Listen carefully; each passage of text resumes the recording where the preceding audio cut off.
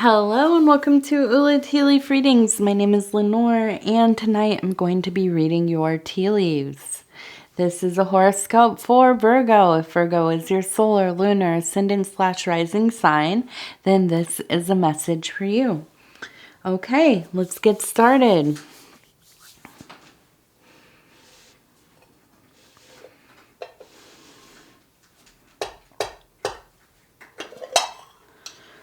All right.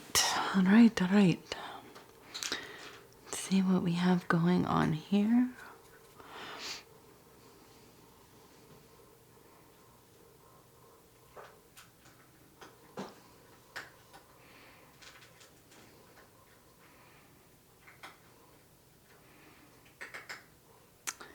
You're gonna hear my cat.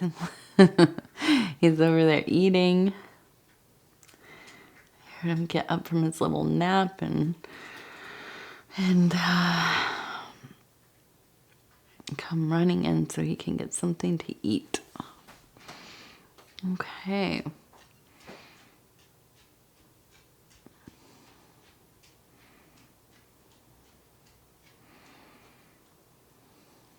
Hopefully you all are doing well. We're doing well here. The weather has been pretty nice. Not to brag. Okay, so the card for the night is the 10 of Wands. And this is related to oppression. This is very much kind of being in that place of restricting yourself, holding yourself back, really kind of trying to contain your nature, your maybe your desires, your wants, your whatever it is, whatever is kind of your inspiration. It is, you are trying to in some way temper it. Now, is that working to your benefit? That's the question. Okay, let's see what we have. Let me get my little... Okay, so the first one I kind of looked at, we have a person, and it looks like they're carrying a pretty large shovel, okay? I feel like you are busy.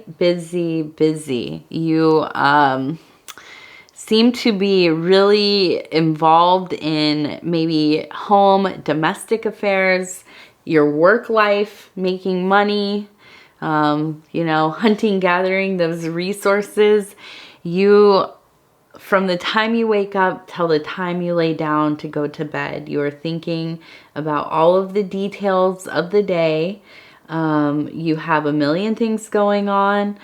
You're a Virgo, you probably have lists and calendars and, just the to-dos, the what you would like to do, your maybe, I don't know if people still do these, but I always thought this is such a Virgo thing, or were those bullet journals with all the little charts and things.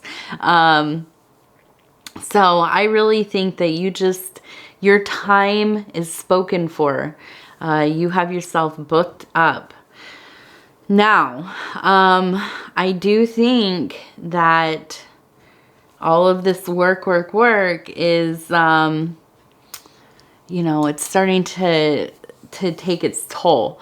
And here we have, it looks like I immediately saw a kind of a wolf, and it made me think of the three little pigs that kind of wolf at your door, ready to blow your house down. And that is just that burnout, that burnout coming for you. I feel like you really ultimately have a great desire to be very connected to the universal consciousness. You are really so much about that self-work, about, I also am a Virgo, and I get very excited about any kind of like psychotherapy and being like going to an analyst, something like that. I feel like this is kind of we love to learn about ourselves. We love to explore all of those places that, oh, no, come on. You have to get down. We love to explore all of those places that, you know, I think a lot of people think of as you go and do these things when it gets bad, right? Or you're having some kind of acute problem. But a lot of times I think Virgos are just in the nature of wanting to understand themselves, wanting to understand the world, their experience in the world, and to really just kind of in some way, whatever small way we can, master ourselves, okay? And so I think when you become so busy, your life is just going, and you don't necessarily have time to tend to those spiritual centers and spheres. Come on. Those emotional places, doing that, you know, mental health kind of, please stop. Okay, and I apologize. That will, we had technical difficulties, cat difficulties. I love having them in here, but they just sometimes will not stop getting on the table and stuff. So anyways, I really think this is a time for you to try to find some way to make time for these kinds of endeavors. Religious, spiritual, therapy, if that's kind of what you're doing, whatever it is. Something to kind of work on those things or honor those things, those wishes, those desires that you have to kind of, you know, I mean, there's so many things, you know, self-healing, self-awareness, you know, just the interior work, to dwell in those interior places, to have a connection to those divine things, to feel very much in the presence of those cosmic energies. And, you know, sometimes I don't care how devoted to spiritual paths you are, if you are a holy person, you know, your life is devoted to these things. Sometimes things get, the mundane really just gets in there, and you know, it muddles that inspiration, that drive that we have, and before you know it, you're out of the habit. I mean, that's why if it was easy, everybody would be a spiritual practitioner, you know, a holy person, a person of, you know, whatever, an adept, an initiate, a clergy person, whatever it is. All these different kinds of things you can be. But it's a difficult life because it's so much about staying self-motivated. And though we do have some things that kind of verify that we're, you know, doing the work and the work is working, and, you know, there's some kind of, you know, growth. It can be very ambiguous. And so when we fall out of our habits of ritual, of ceremony, of meditation, different, whatever techniques you partake in, you know, it's like working out. You can work out, you know, 4 days a week, get all your steps, you know, do all that intentional movement, and then you get sick, or you have some kind of injury, or life gets really busy. You can't go to the gym anymore. And it's very hard to get back on course. It's difficult. So, I think it's important for you to really consider really making the time, even if it's just little stuff, 20 minutes, you know, in the morning, in the afternoon, right before bed. Figure out what will work for you. It could be anything: breath work, meditation, visualization, journaling, you know, whatever. I mean, there's so many things that you could be doing that speak to you, okay? So it's all about finding that time. And this is a big thing on my own mind because summer is ridiculous. It's not even full summer yet, but it's about to be. And so busy. So busy. There's so much to do. Okay, so we also have this, and it's funny because this is one of those ones where if I turn it just a little bit, it looks way different. So on this side, it looks like a person with their kind of hand on their hip and they're looking this way. The other way, it looks like it reminds me of my daughter's, one of her favorite cartoons. I won't say what it's called, but they're little animal people and they're British. So if you know, you know. But this one looks like a rabbit and it looks like they're wearing the triangle dress, right? And so I think that we're in the year of the rabbit, and I feel like in a lot of ways, this has been thus far a pretty good year for you. I feel like things have come together. You've done a lot of work to get it going. You have really busted your butt to do the things that you wanted to do, and I think that you're doing well in your work, career. If you have a business, all of that stuff's great. You are spending a lot of time doing that. Also, on the domestic front, I think that you got things as much together as you can, right? Let's be realistic. It's never going to be perfect, but nearly. And so these two places, really, you are just excelling. But it's a lot. Okay, and I feel like, and I want to turn this over here. Well, first, yeah, no, I'm going to bring it back. I want to look at this. And I didn't even finish what I was saying about this. Let me just say, with the rabbit, I think it's because it's been an auspicious year. Now, with the person, I just think that with the person with their hand on their hips, to me, totally just kind of looking out over all of this kind of stuff you have to do. And there's just all these little speckles of things. Not super detailed. Just kind of gotta do this, all of those things on the list. Okay, and that's standing there with your hand on your hip. Now, we'll flip it over. And I want to look at this. It looks like up here, we have kind of a mountains, but then here we also have a person that looks like they have a bag on their back. And I really think that you have this strong desire to travel. I think that it's not just a vacation though. I feel like you really want to go somewhere that feels sacred, okay? That is very moving to you. That is kind of like food for your soul.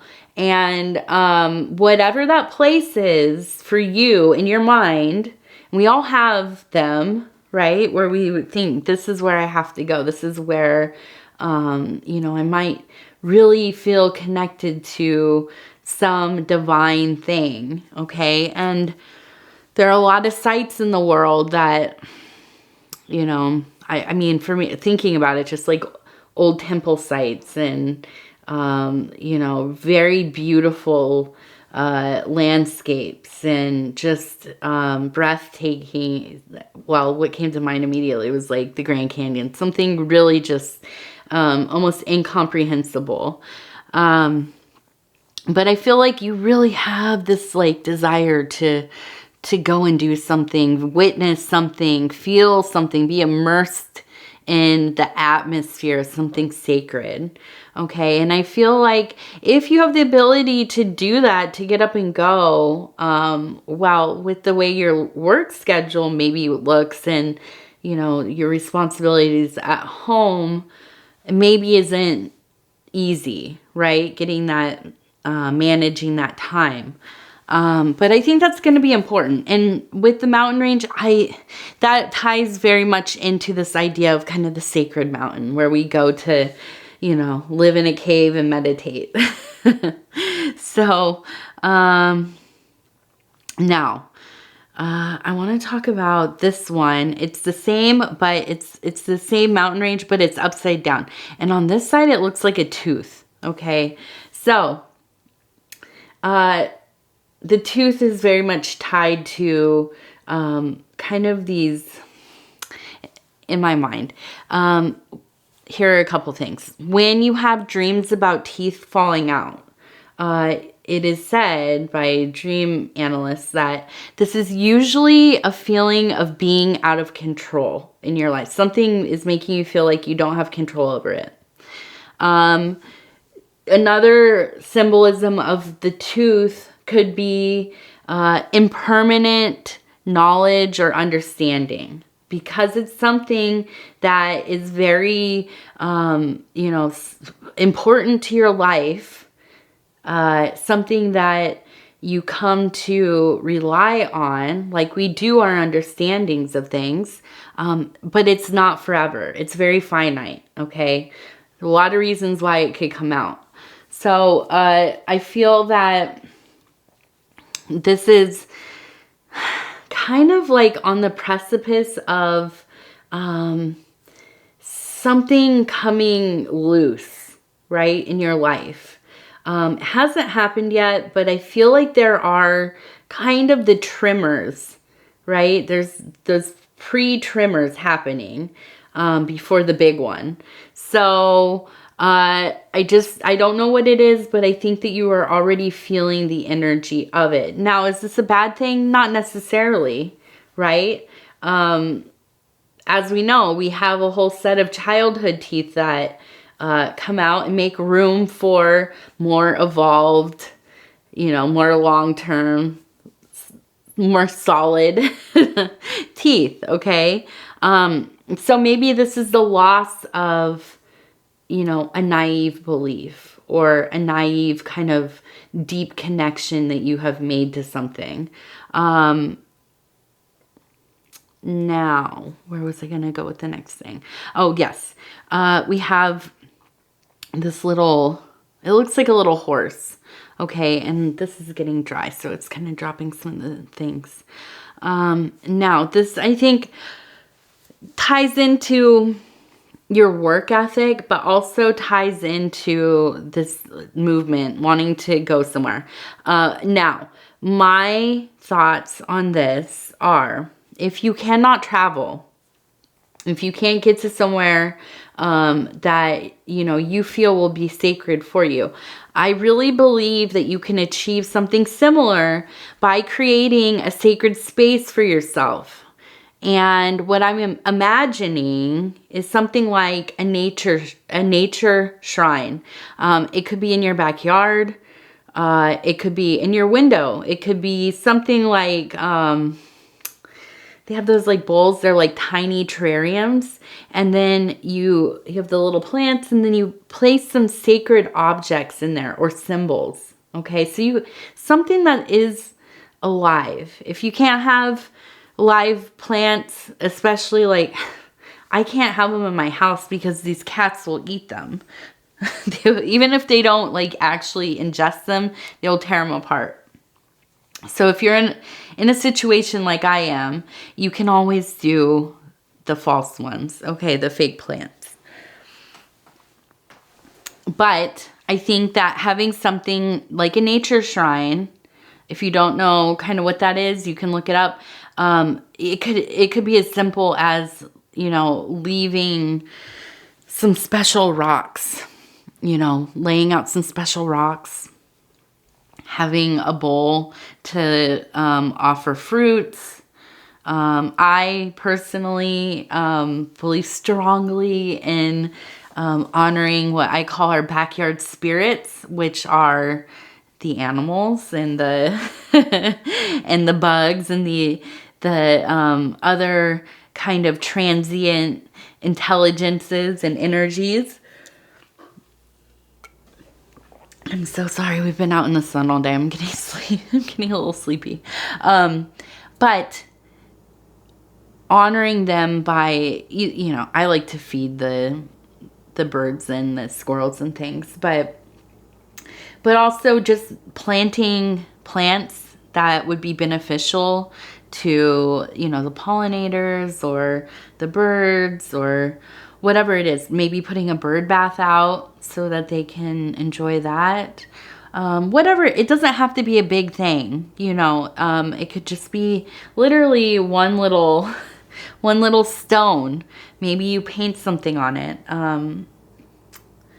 It doesn't matter. It's really about the intent, okay? But I think that creating a space that you can go to, maybe you sit, maybe you put a little, you know, take your little chair out there, sit and enjoy, you know, if you have quiet, maybe there's maybe there's some, you know, ambient noise if you're in the city, but you go and enjoy your space.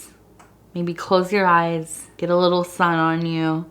Not too much though, okay? And make sure you have your sunscreen on. You know, let your mind drift, let your heart soar, and, you know, promise yourself you are going to go on a trip someday when you can make it happen. Okay, let's take a look here. Now, I see a person with their arm up and it looks like a bird is coming to land. I think that this is all about spirit has a message for you. It is coming, that messenger bird is coming in, going to land right on you, on your wrist. I was trying to think, where does it go? On your finger. And, you know, whisper something in your ear. There's some kind of message coming through for you at some point.